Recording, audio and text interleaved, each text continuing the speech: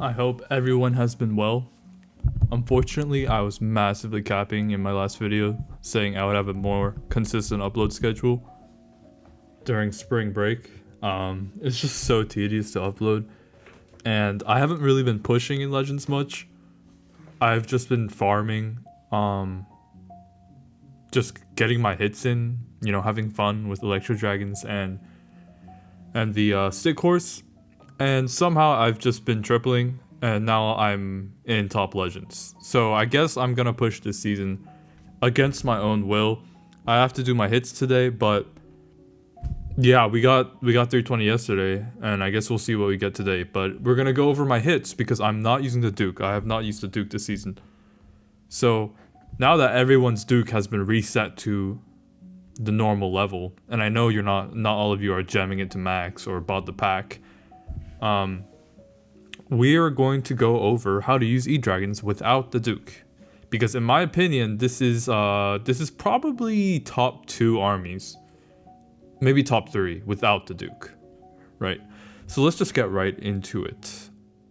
All right, the first base we see here, it's a very popular base from last season, built by Rock, I believe, or as I call him, by Cock. Very compact double rage. You can see here it's tweaked because the revenge tower is usually at 6, but now it's in the core, which is an interesting tweak. In my opinion, much worse. Because the EDragons will just chain everything in the core. Same goes for pretty much every other army. So I'm just gonna do the same thing as if the revenge tower was there. I usually do this even if the revenge tower is at 6. Because the Revenge Tower needs 5 buildings to activate, right? So I pull a couple of archers, I invest in E-Dragon to keep my Flinger alive. And then I'm like, okay, whatever, I'll just pull more. So I send another Rocket Loon to try to get the Furnace pull, but there is no Furnace. So I go all in onto the Revenge Tower side, right? Not only is the Revenge Tower on the right side here, there's also a double Rage Multi on this side, and there's also an enemy King that my E-Dragons can get crazy chains off of. Right, if you guys are new to this channel, you know that I love to use the King to get E-Dragon chains. So you can think of it like a movable storage almost. And if you're wondering how you can control the King, how you can move it around, well, you have totems in this army. You can use the totems to direct the King. The King, unlike every other hero in this game, is it's a melee hero, right? So wherever you place the totem, that is where the King will go to, guaranteed. So you'll see, we'll speed through the attack in the core, get a bunch of good chains, and I still have my stick horse for the back end.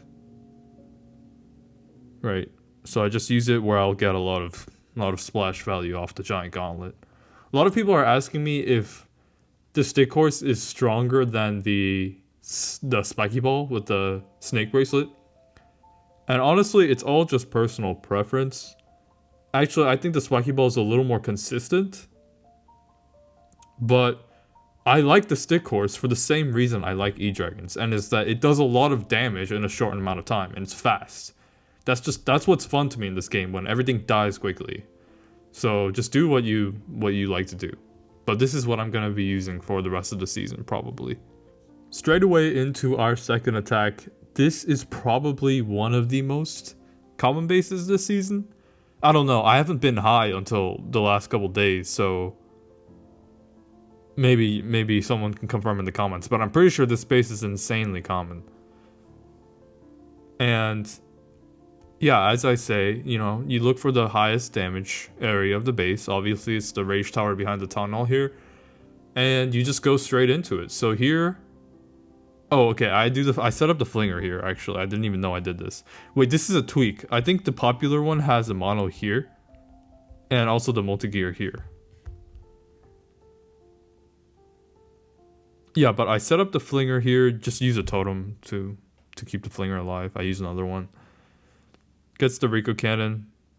The reason I kept the Flinger alive is because I knew I would be pushing my E-Dragons into the Town Hall, and once my E-Dragons destroyed everything here, well, my Flinger is free to go down here, right? The point is the E-Dragons are going to keep the Flinger alive, at least in theory. I don't know if that actually happened. I think it did, though. Okay, so I just go right through, timing my Warden ability, Maybe could have predicted a red bomb farm behind the tunnel and, you know, held it a little bit later. My queen's going on the outside. She's gonna die. Yeah, my Flinger does live, right? It's not gonna go target the multis in the core because they're gone. And then I just rage in the core. I could have also used the rage for my king. I do often find myself using a rage for my stick horse nowadays. So freeze onto the revenge tower. I think this one gets kind of close.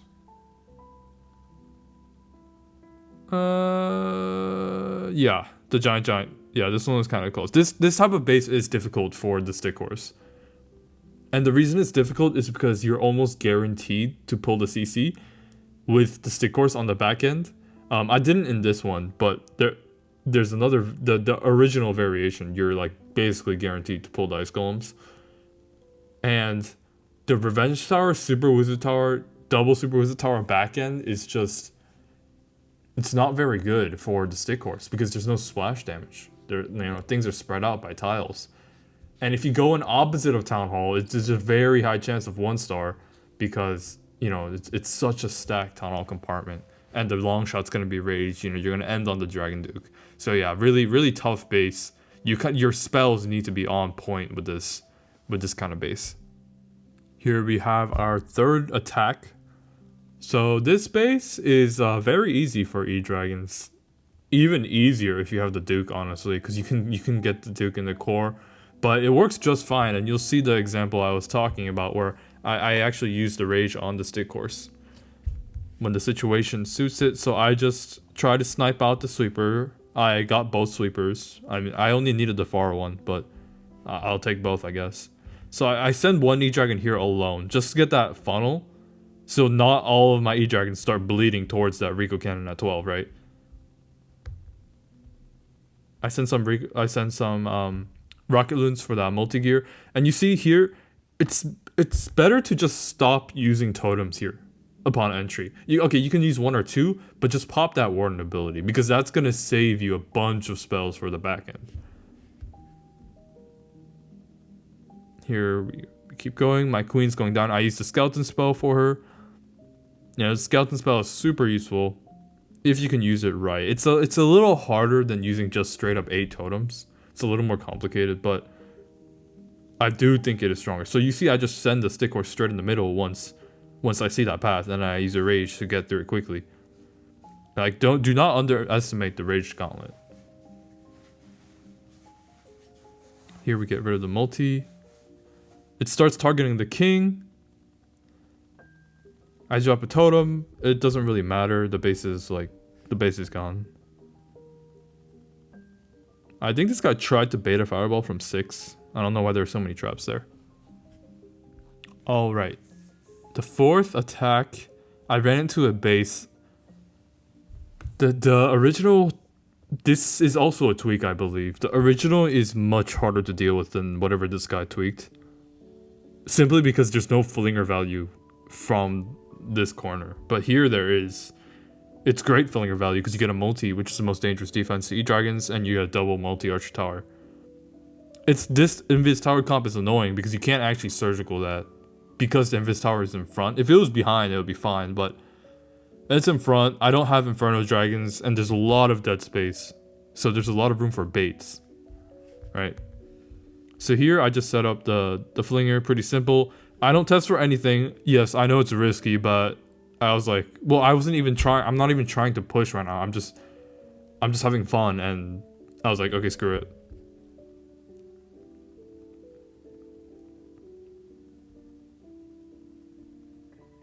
So we let the flinger do its work.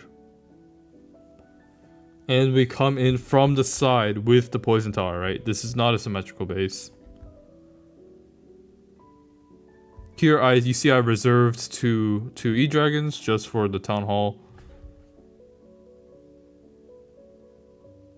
And we don't need a rage on them, we can just totem.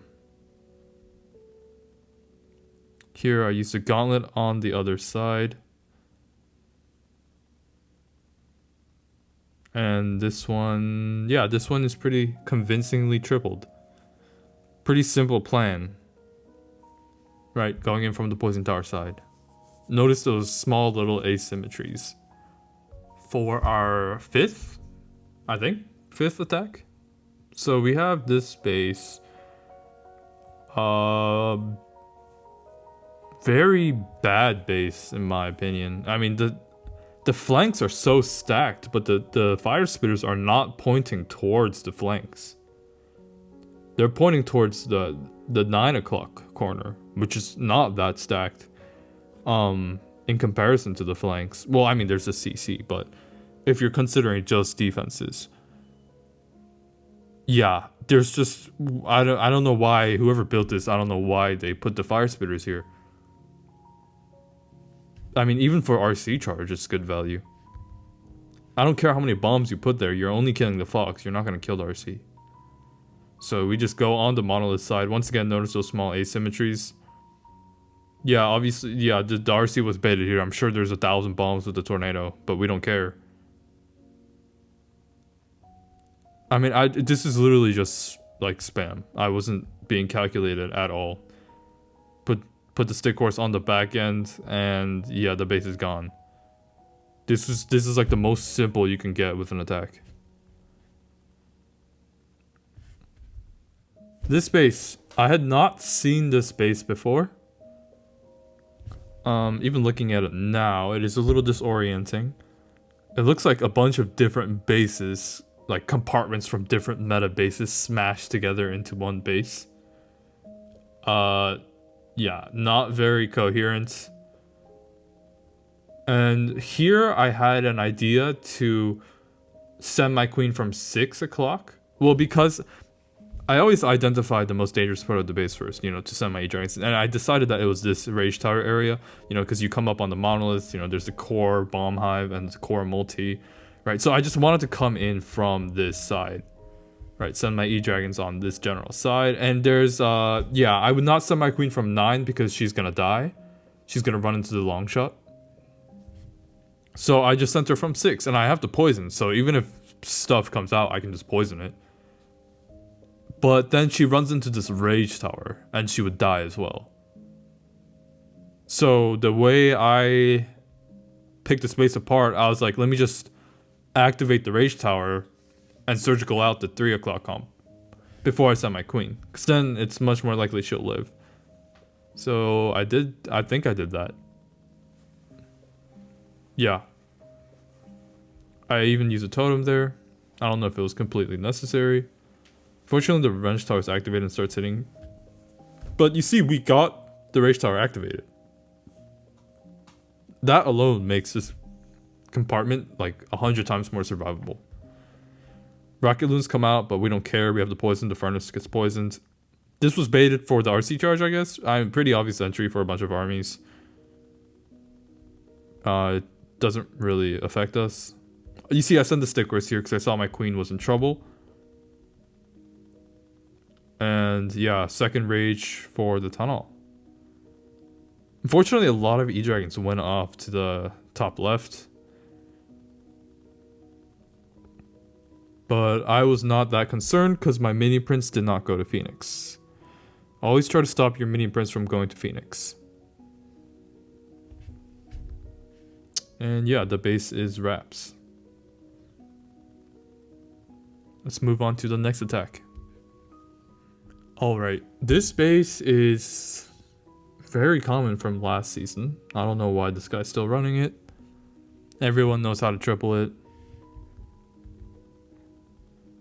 So when I use the spiky ball variation, I use the log launcher because I have the protection of the king. But here I will opt for the siege barracks. And I don't need my super minions to get that close to the tunnel anyways because I have the stick horse for the back end. So I just spam into the bottom right. Bottom left, bottom right, it doesn't matter. The tornado's on the left. Oftentimes because of the RC charge meta, the Giga Bomb and the tornado will be on opposite sides of the symmetrical line. The line of symmetry, I mean. So the Giga Bomb is on the left here. The tornado is likely to be on the right, and you'll find that to be the case for a lot of bases. If you're trying to predict where the NATO is, I can give that one tip to you. here. I always use the stick course on like different parts of the base here. Like it just depends on what I feel like. Sometimes I'll send it directly for the town hall. Here, I sent it on the left. It's just whatever I feel. I don't know why. But obviously it works. And the last attack, this super annoying base. Very annoying for air spam. Really one of the monster bases from last season. But pretty easy for a stick course. For the spiky ball, it's not that easy. So we'll just go in and yeah, send your queen from 3 o'clock. And just use the stick course on the back end. Don't try to surgical the 6 with the stick course variation.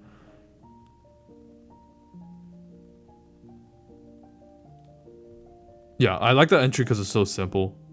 I like to keep things simple and easy. I don't like to make things difficult. Okay, and that's gonna be all for today's video. I know it's a pretty short one. Well, I guess short for my standards. But I just want to tease tomorrow's video. Maybe tomorrow's video. But I did CWO with the Forsaken. We got tied rank 1. And I'll be covering our attacks in that CWL if you guys are interested. Well, actually, I don't care if you guys are interested or not because I'm going to do it anyways. But yeah, I didn't use the Dragon Duke throughout the CWL. I'm a official D1 Dragon Duke hater. The Dragon Duke is corny. If you use it right now, you're a Dragon Duke merchant, and you're probably bad without the Dragon Duke. And that'll be all for today's video, and thank you for watching.